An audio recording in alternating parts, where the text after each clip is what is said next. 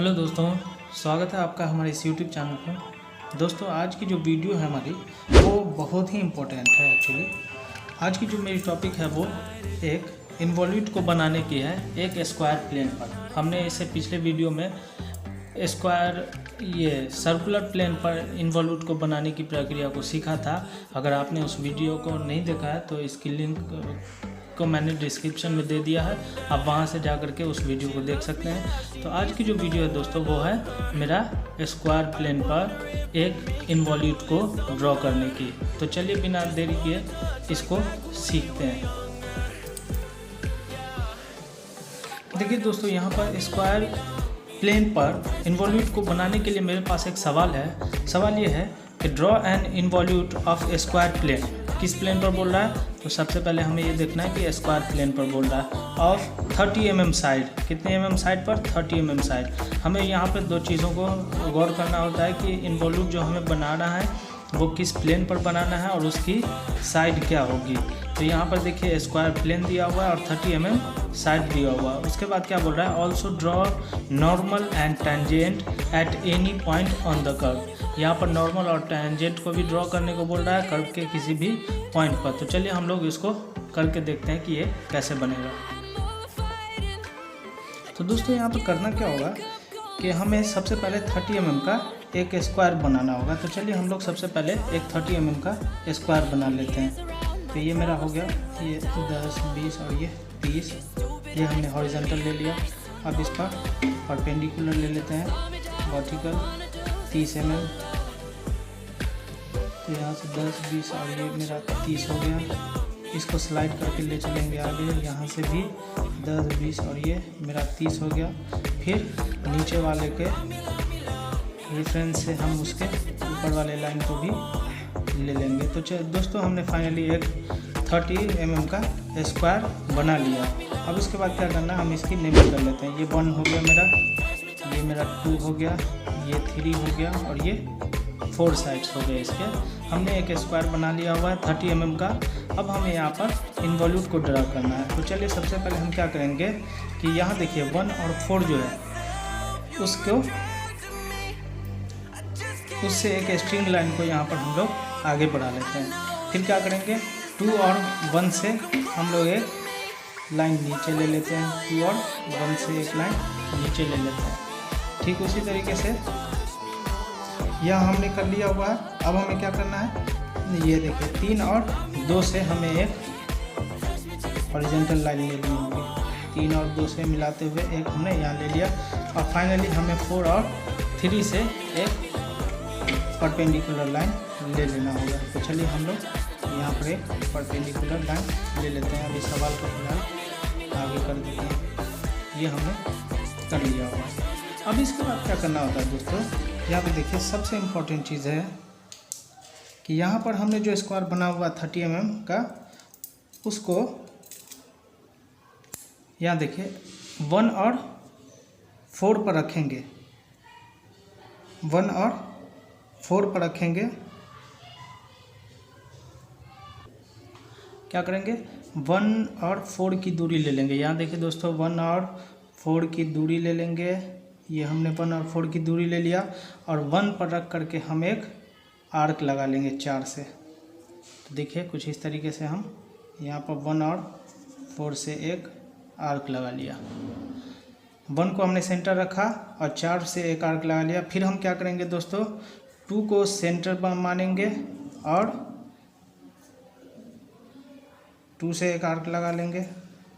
यहाँ देखिए 2 को सेंटर माना, 2 से आर्क लगा लिया। अब क्या करेंगे 3 को सेंटर मानेंगे और ये जो अभी हमने लिया था यहाँ इस कर्व को हम आगे बढ़ाएंगे। तो यहाँ से हमने यहाँ ले लिया। ये मेरी लाइन थोड़ी छोटी हो गई इसलिए मैं इसको अभी थोड़ा बड़ा कर देता हूँ ताकि आपको इजीली समझ में आए।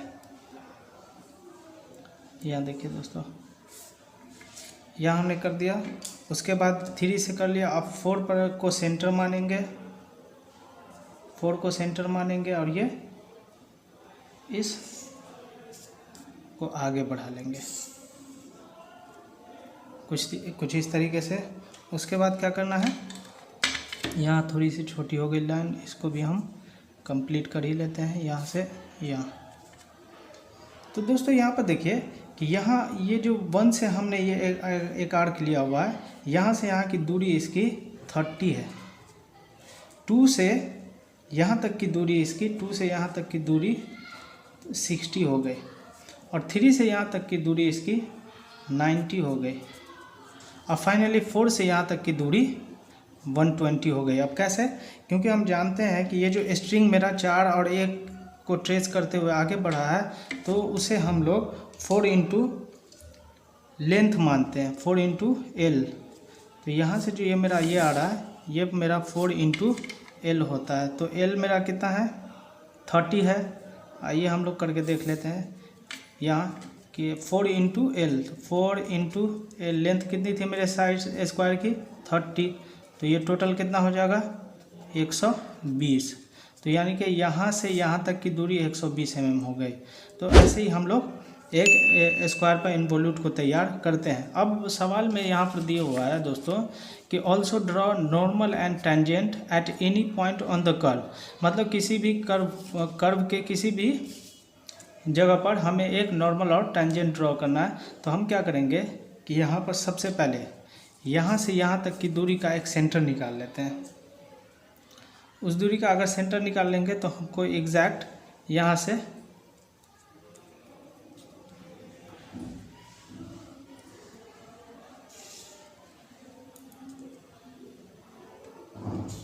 ये मेरा हो गया। अब हम इसको क्या करते हैं कि यहाँ से इसको मिला देते हैं। यहाँ पर हमें पेंसिल अपना रखना है, और जो अभी हमने आर्क लिया था यहाँ पर, उससे यहाँ से ये मेरा, यहाँ से ये जो बना दोस्तों, ये मेरा बना नॉर्मल। ये क्या बन गया मेरा, नॉर्मल, क्योंकि बोल रहा है कि किसी भी also draw normal and tangent at any point on the curve, किसी भी कर्व के पॉइंट पर। तो ये मेरा नॉर्मल बन गया। अब यहाँ पर सबसे इम्पॉर्टेंट क्या है कि जो अभी हमने नॉर्मल ड्रॉ किया हुआ है, तो हम यहाँ पर अब प्रोटेक्टर लेंगे, और प्रोटेक्टर से देखिए दोस्तों, इस वाले नॉर्मल को हम 0 डिग्री पर सेट करेंगे। ये नॉर्मल लाइन पर 0 डिग्री रहेगा, और वहाँ से उस 0 डिग्री से हमें एक 90 डिग्री का एंगल ले लेना है। यहाँ हमने 0 डिग्री पर इस नॉर्मल पर सेट कर दिया। अब यहाँ से जहाँ 90 डिग्री आ रहा है, वहाँ पर हम एक पॉइंट आउट कर लेंगे। तो यहाँ 90 आ रहा है, यहाँ हमने पॉइंट आउट कर लिया। अब इसी पॉइंट से यहाँ जो है मेरा, ये जो पॉइंट हमें यहाँ कर्व पे मिला था, उसको मिलाते हुए हम एक टेंजेंट ड्रॉ कर लेंगे। तो इसे हम लोग टेंजेंट बोलते हैं। तो आइए लिख देते हैं इसको।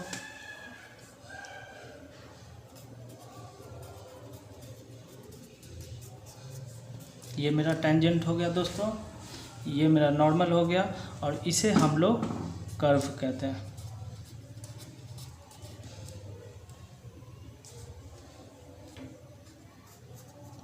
इस तरीके से हम बड़े ही आसानी से हम इन्वॉल्यूट ऑफ स्क्वायर ईजिली बना सकते हैं। तो दोस्तों आशा करता हूँ कि ये वीडियो आपको अच्छी लगी होगी। अगर अच्छी लगी है तो वीडियो को प्लीज़ लाइक कीजिए और मेरे चैनल को सब्सक्राइब कर लीजिए। Thank you for watching my channel.